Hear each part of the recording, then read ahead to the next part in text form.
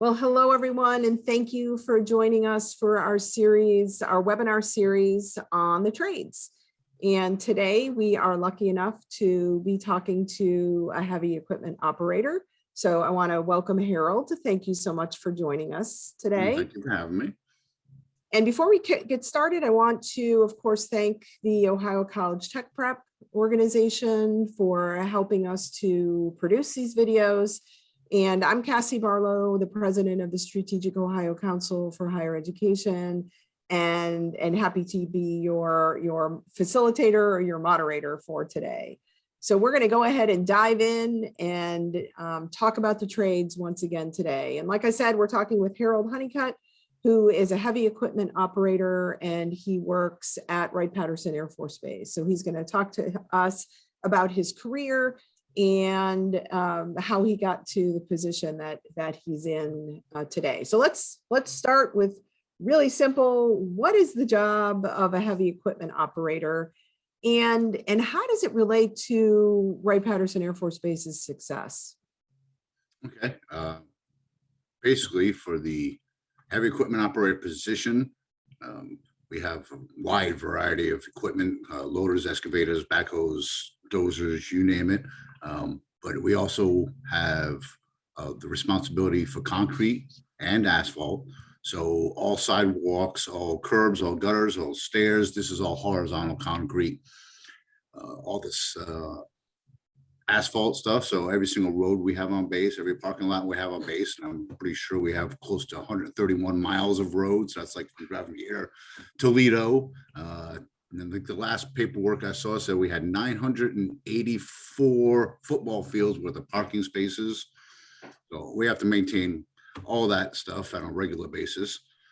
On top of that, if that wasn't enough, we also have to maintain the security fences, the perimeter fences, all the security gates. So that's an important factor. So that way nobody can get on base illegally. We also are maintain all the storm drain systems on base, which are very old. So that takes up a lot of our time. And of course, during winter, it's snow, a lot of snow. Our airfield equipment alone, I believe, is valued at like $6 million. So we have a lot of responsibility. Of course, the airfield is all concrete. So wow. So bottom line, Harold, is the base doesn't operate without the heavy equipment operators. Oh, absolutely not. That's the story. That is absolutely a story with all of that concrete, with the fence line, with the snow plows, with the parking lots.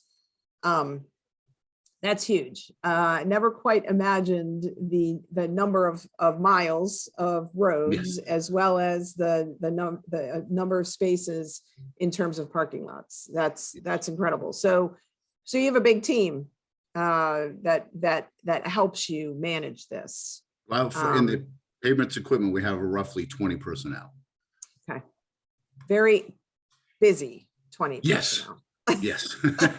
So what is a typical day in the life of a heavy equipment operator in your organization? Well, honestly, it really depends on the season. Concrete and asphalt, like I said, this time of year during summer is 70% of what we do. So all heavy equipment stuff is tied into the removal or replacement of concrete or asphalt. We're rebuilding roads, we're building sidewalks. Like currently right now, I got a team out there and they're tearing out the storefront, the concrete in front of two storefronts that are on base, the Four Seasons over there, because it's old and it was a tripping hazard, so it was a safety hazard. So we have to rip all that out. We're putting all new design in. That's going to take like 60 yards of concrete.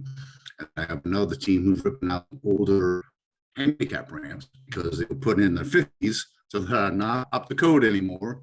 So we're going to take those out, make them ADA compliant. So this time of year, very depending on that type of stuff. During spring and fall, that's when we try to maintain the storm systems, the fence lines, the stuff that isn't depending on the other times of year, like the asphalt plants closed in November. So there's no doing asphalt anyway. So that's when we try to focus on that type of area. And then in winter, like I said, it's snow, and more snow. All right. So lots of variety in a typical. Oh, plenty of variety. Lots of variety. And so how long have you been working at WrightPat and just in the heavy equipment operator business in general? I've actually been on WrightPat since '97. I was in the Air Force, so I got here and I was working for CE as the education training manager. Oh, okay. Once I got out in 2000, I came back on base here. Up to that point, I've been an office worker, worked in the office strictly, mainly all the time for 12 years. After I got out, I didn't want to go inside anymore. I wanted to work outside. And I found a job posting for a laborer for the grounds department. So I applied for that and I got the WG3 laborer, and it was only seasonal as well, but I Okay. enjoyed it. So I came on at that point in 2005. So 10 years now. No, Okay. 17, excuse me, 17 years now. Fantastic. Fantastic. So you've been in the business for a while. And Yeah. what is that thing that gets Harold up out of bed every day and motivates you to go to work? What is that one thing that you really love about your job? I actually love interacting with my employees. That's something that I enjoy greatly. Getting out there and seeing what they do every day, it actually amazes me all the time. And the quality of product they put out is phenomenal. And the difference that they're making to the populace of Wright-Patterson Air Force Base to make sure everything's safe and secure, Mhm. it's what gets me out of bed. And I like to make their job as easy as possible. Now, if you'd like me to talk about their side of it, like when I was a worker in the pavements equipment grounds, when I was back then, I enjoyed just building things. In this career Mhm. field, you're starting from scratch. You're creating things.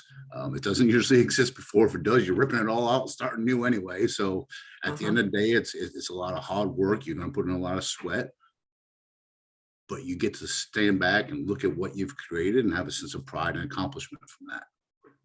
That's awesome. And there's no place you can go on base without seeing the effect of your work, the Oh, impact of your absolutely not. work. You're going to drive on the roads, walk down on sidewalks, It's and everywhere. It's yes, everywhere.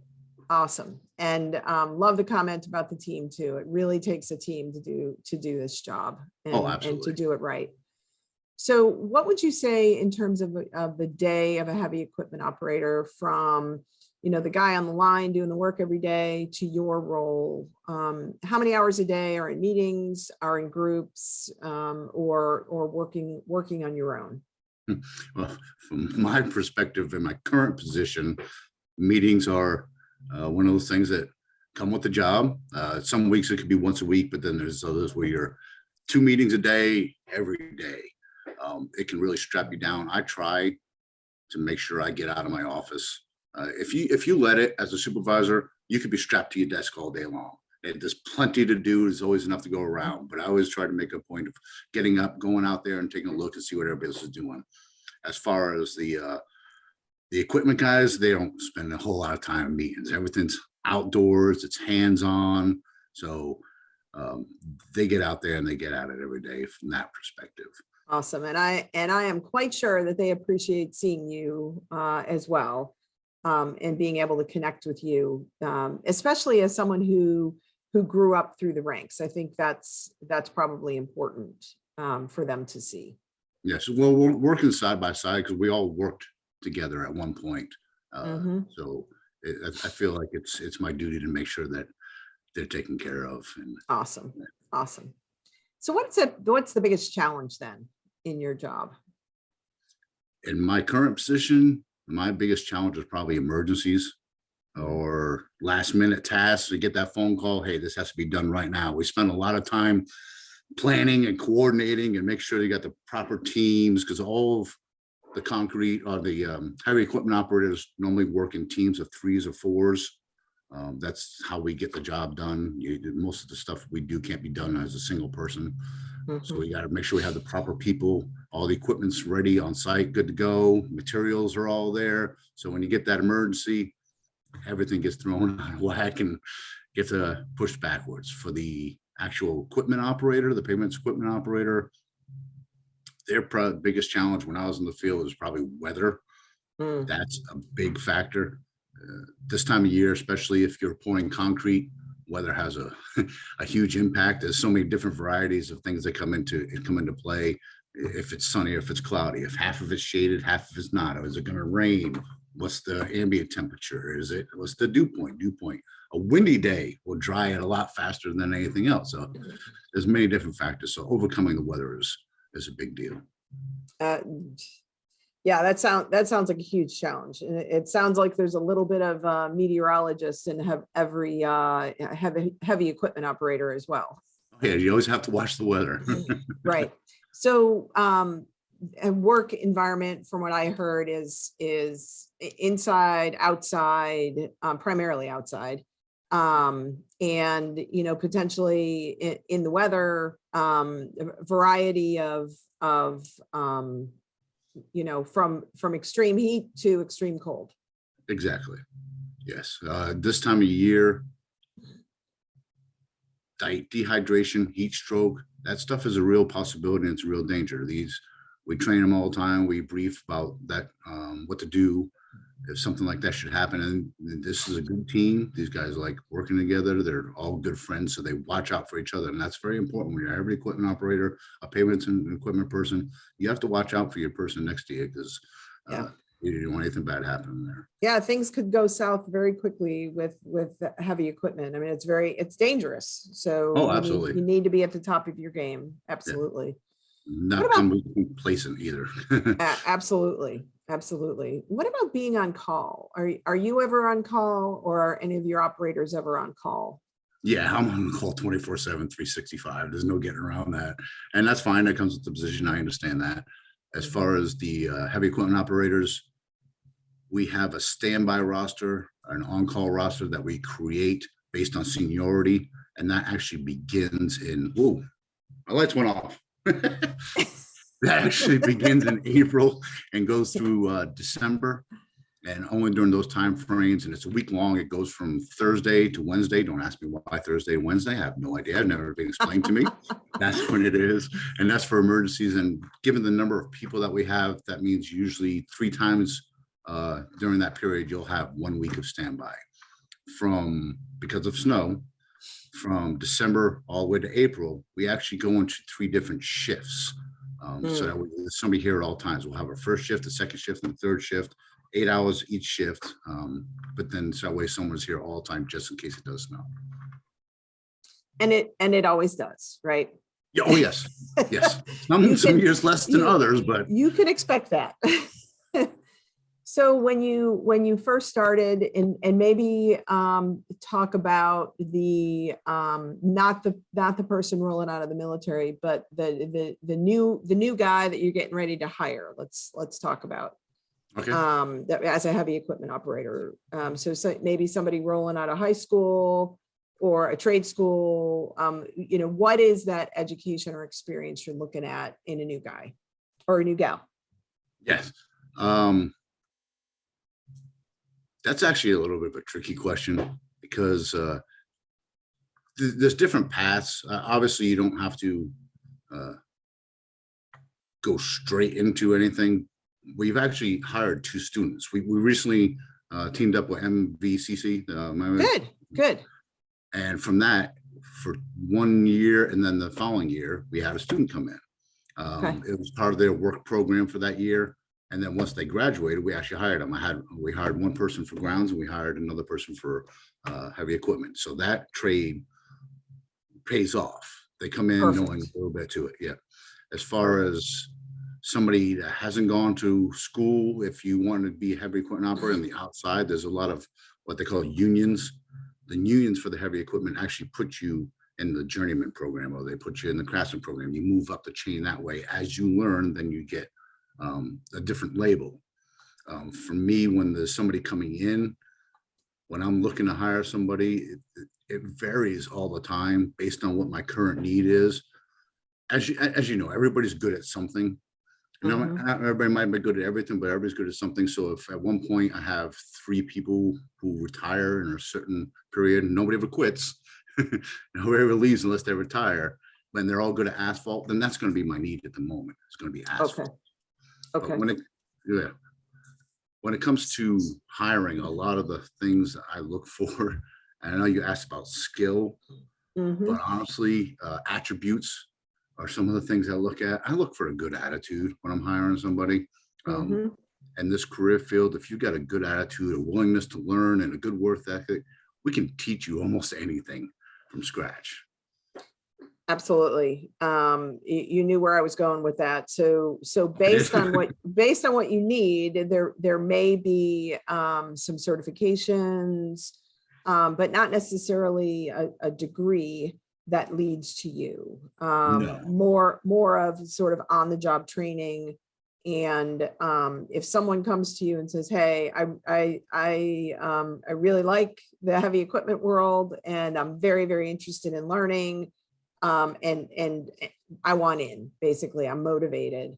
That sounds like the primary reason, the primary skill set that you're looking for, that curiosity and motivation to learn. correct. Yes. Awesome.